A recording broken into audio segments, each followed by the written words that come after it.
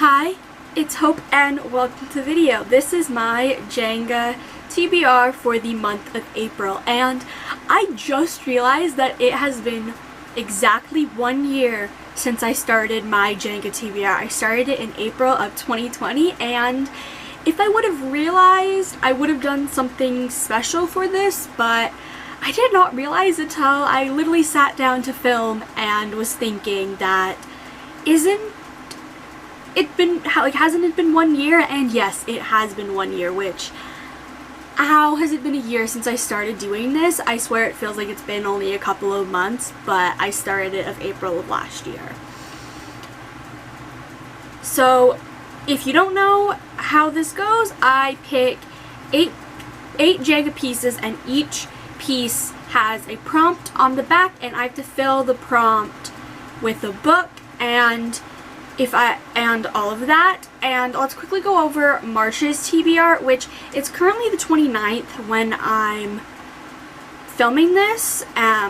So there is still a few days, and the only book I haven't started is Aurora Rising, but I will be starting that before the end of the month. I think I'll be starting it either tonight or tomorrow, so that whatever I don't finish will just be carried over into April, so there's no punishment. So other than that, I've read every other book that is on my main TBR I need to read, so that is great. For a minute there I was scared I wasn't going to complete it, but I did. Well, haven't, but will be. So with that aside, we can, I guess, start. I will be going through what the pieces pick. I will also be going through what 2 books I'm reading for the TBR knockout. That is a year-long readathon, year-long reading thing done by Melanie from Completely Melanie. I'll talk about that a little bit more, as well as the group book for the Avengers Reading Challenge, which I got onto my TBR, so you'll find that up too. So let's just get on with the prompts, I guess. So here is the tower. It is already very shaky, but when isn't it? But let's start with pick number 1. I have no idea where it's safe. Oh, there. Ooh, a debut, so a debut novel. So the first prompt is debut, which is perfect because there are so many debuts that I've been meaning to read. And this one, I believe it's a debut because it's the only book on the author's Goodreads, and that is Fragile Remedy by Maria Ingrande Mora. So Fragile Remedy, from the description, is, I've explained this multiple times on my channel before, and I still can't wrap my head around the plot, but essentially we follow Nate, who is a gem. A gem is a genetically engineered metatissue, which is essentially a person created solely for the use of organs for the rich. When he is young, he is smuggled outside of the laboratory and into the wilds of the area and is raised there. And that's kind of where we start, but there is kind of a fail-safe on him that if he doesn't get medical treatment by a certain age, he will die, and that's kind of, I believe, where we are. It is a sci-fi dystopian, it's queer, and all of that, and again, I believe it's the author's debut because it is the only book on the author's Goodreads, and this came out last month, and I've had an arc since February of 2020, and I've kept on pushing it back, and now I'm finally going to read it. If I do not read this book this month, I will be very, very upset with myself, because it's not even that long. It's only 350 pages, so it's not even long by any means, but I am just so excited to be reading this because obviously I've been wanting to read it for forever, and I just haven't been able to wiggle it onto my TBR until now. Pick number 2. This one right here is coming out very easily. continue a series. So read a book in a series that I've already started. And for continue a series, I am going to be reading Windwitch by Susan Dennard, which is the third book in the Witchlands series, the first book being Truthwitch, which I read in March. And the reason I am reading Windwitch is because I am participating in the Witchlands Along, I believe that's what it's called, hosted by Jade from Jade Ray Reads, and it's essentially a like readathon kind of thing, like a reading like a reading thing over the next few months while reading this series. So Truthwitch, we follow, I'm going to suck at explaining this because I could barely wrap my head around everything, but we follow Sophia, who is a Truthwitch, and essentially a Truthwitch can detect the truth. It's kind of in the title. And she is like sought after by many people because of there's this war kind of that happened and we're still recovering from it, and a lot of people would want her because, well, she can detect the truth and all of that. So we're kind of following Sophia and her best friend Isolde as they are discovered by a blood witch, which is essentially somebody who can track a person by their blood, and they must flee their city that they're in to get away from him. And that's kind of what I can explain. We're in this very vast magical world that I think we've barely dipped our toes into and all that. So this is one that I'm not like, oh my god, I'm so excited to read, but like I'm curious on where we're going based on where we left off and based on like how so far I'm liking the characters. Pick number 3. Oh gosh.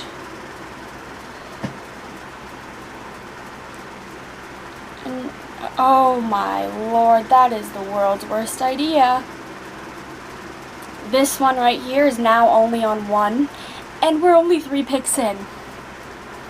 But this is a 3+ word title, so it has to be like something, something, something, something. It has to have at least like it has to be like 3, 4, 5 words long. Like, so it can't be like, I'm gonna use, for example, a book on my thing, like the selection wouldn't work. It would have to be something like A Curse So Dark and Lonely. Those are just 2 examples from my shelf, which were the first 2 I could see. For 3+ word title, I am going to be reading The Crown of Gilded Bones by Jennifer L. Armentrout, and this is my most anticipated book on this TBR. The Crown of Gilded Bones is the 3rd book in the Blood and Ash series, the first book being From Blood and Ash, and in From Blood and Ash we follow Poppy, who is a maiden, and essentially because she's a maiden she can't be looked upon, she can't be touched, she can't interact with most of the population because she is waiting for her ascension, which is this kind of mysterious thing that even Poppy doesn't know what is and will happen on her 19th birthday. But when Poppy's current guard dies, a new guard is brought in named Hawk, and it's kind of Poppy and Hawk becoming friends, and Poppy continuing to realize that maybe her being the maiden isn't what she wants anymore, I guess. And this is a very smutty series. It's how do I word this without like spoiling, but it's so good. I read the first 2 books in 48 hours, and those are 630 page books. Like, I'm so excited for The Crown of Gilded Bones. Like, the second I'm able to read my copy, I will. Like, I'll say screw sleep. Like, pick number 4.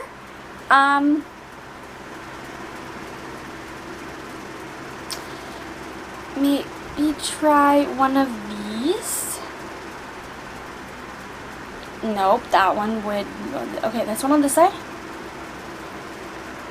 Ooh, this one like takes like all of the control over my TBR pretty much.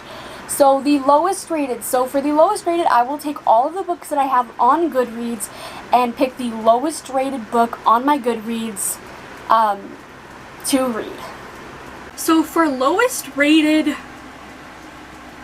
I was initially terrified of what it was because I was going to probably, like, I was like, lowest rated, it's one I'm probably not excited for, not this. Like, I was scared that this was going to take so much control out of my hands. But the perfect book came up as the lowest rated on my Goodreads. And that is Not Quite Out by Louise Willingham. And funny thing, I created this TBR a few days ago. I made a purchase last week from Louise's store of a bookmark and a sticker based on these books, like based on this book, because it was going, like, all the money was going to support like an abortion support center, I believe. And I find it hilarious that I bought those and then not even a few days later this book is put on my TBR. I wasn't originally planning on reading it in April, but yeah. So in Not Quite Out, we follow William, who's going into his second year of medical school, and he's kind of not dating anybody. He's kind of putting his relationships not first and more friends first. But when he meets Daniel, who is a recovering drug addict, and starts becoming friends with Daniel, he realizes that maybe that might not be the ultimate plan. But there are two problems. One is that William isn't out to his friends, and he, like, doesn't see a point coming out to his friends because he doesn't see a relationship with Daniel going going anywhere. And the second point is Daniel's abusive ex-boyfriend still roams around the university and might put a damper in Daniel's recovery. And it's kind of William and Daniel becoming friends, and then maybe a relationship, and I've just realized that also the Goodreads rating for this has gone up since I put it on my TBR. Because when I put it on my TBR, it was at a 3.38, and now it's at a 3.52. So I don't know if it is still my lowest rated, but it is my lowest rated as of when I made this TBR, which was like 3 days ago. So I just realized that, and oops.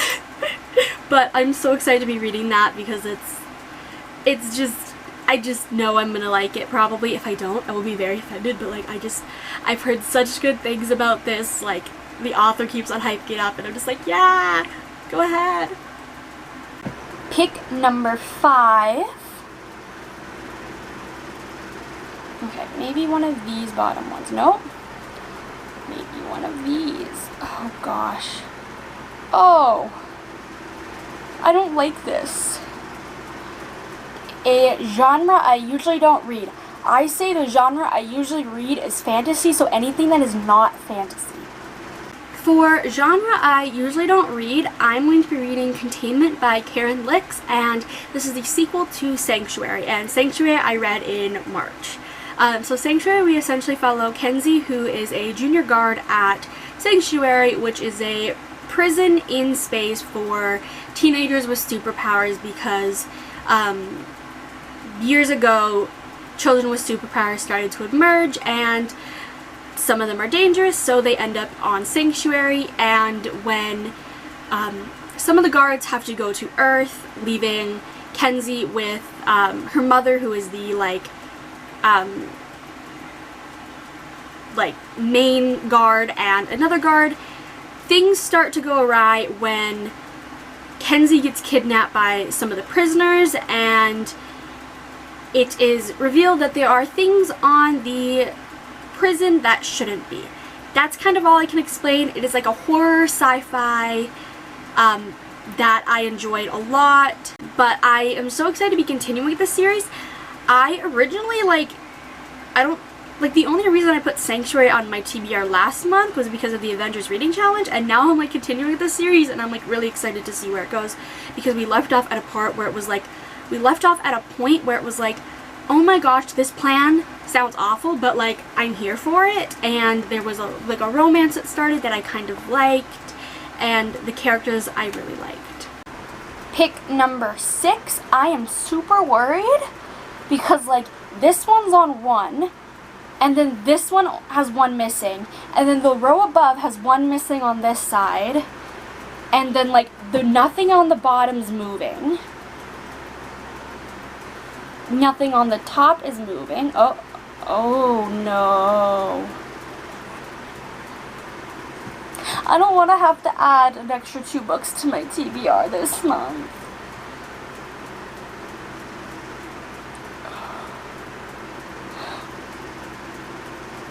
It's like hanging on by about that much. And I just...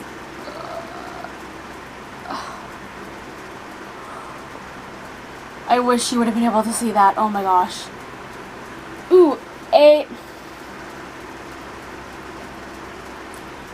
number generator. For a second there, I was like, didn't I have this last month? No, I had this in February.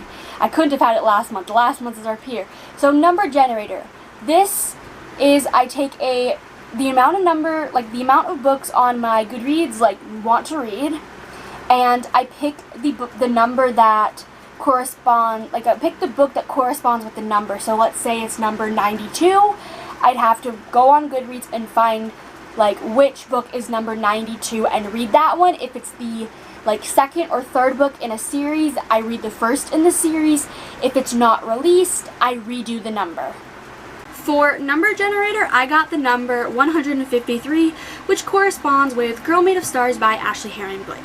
And for this, I am just going to read the Goodreads description because I cannot describe this book with justice, so let's go. Mora and Owen are about as close as twins can get. So when Mara's best friend Hannah accuses Owen of rape, Mara doesn't know what to think. Can the brother she loves really be guilty of such a violent crime? Torn between the family she loves and her own sense of right and wrong, Mara is feeling lost, and it doesn't help that things have been strained with her ex-girlfriend and best friend since childhood, Charlie. As Mara, Hannah, and Charlie navigate this new terrain, Mara must face a trauma from her own past and decide whether Charlie fits in her future. With sensitivity and openness, this timely novel confronts the difficulty questions surrounding consent, victim blaming, and sexual assault. This is definitely going to be one that has heavy topics. Obviously, we have the topic of, like, sexual assault and all of that, but this is one that I'm not super excited to be reading, but I'm also not excited to be reading it because I added this to my TBR months ago and was like, I'm gonna read it someday, and that day is, well, sometime in April. Pick number 7. I don't even know where to go at this point. Oh, I guess... okay. Newest purchase. Okay. Newest purchase. So, like, newest purchase. So, the most recent book I've purchased. Simple as that. For newest purchase, this one was kind of difficult because I could go with Rule of Wolves by Leigh Bardugo because technically, as of today, the money came out of my bank account. So I could count that as newest purchase, but I haven't received it in the mail yet. So I'm going back to end of January when I got a book haul, and I'm going with Steel Tide by Natalie C. Parker, which is the second book in the Seafire trilogy. And so the first book being Seafire. I own a copy of Seafire. I should have grabbed it to hold up. But essentially, in Seafire, we follow Caledonia, who is the captain of a all-female, like, crew of people on a, like, ship, essentially. And the only reason that Caledonia is the leader of this ship is because a few years prior, I can't remember exactly how many years prior, everyone on the ship except her and her best friend were either murdered or kidnapped we have this, I guess, like, evil person that's wanting to kind of control all of the world and, like, all of that, essentially. And when Caledonia ends up with a person that used to work for this bad guy on her ship, she has to kind of decide, is it worth saving him and all of that, I guess. And that is just the very horrible bare minimum but this is a, like, it's a book that, like, this, like Seafire was a book that kind of screamed girl power, and I feel like this will have the same thing. We also have I guess, like, an enemies to lovers plotline, at least in the first book, that is definitely going to continue on to this one. And we also left off at Seafire at a point where I was just kind of like, oh no. So I'm so excited to be picking this up. And number 8, will I be able to not knock this tower over? That is the question. Okay, bottom row isn't budging without moving the entire thing. Next row isn't safe. Okay. That row ain't budging. That row is not safe. That one only has 1 left. Oh no. Oh, my hands are also really shaky.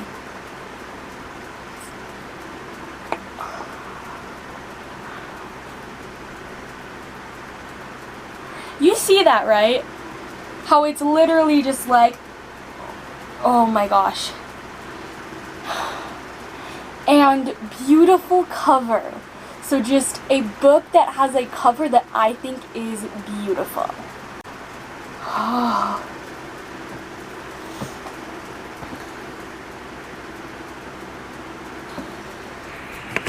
For beautiful cover, this one was very difficult because I could have picked many books. But I decided to pick the Avengers Reading Challenge group book, which is The Once and Future Witches by Alix E. Harrow. And this one wasn't on my TBR at all, like wasn't on like my want to read at all, until I read the description and realized I might like it. All I know is we are in 1893 and witches don't exist. But when the Eastwood sisters joined the suffragists of New Salem, they begin to pursue the forgotten worlds in ways that might turn the women's movement into a witches movement.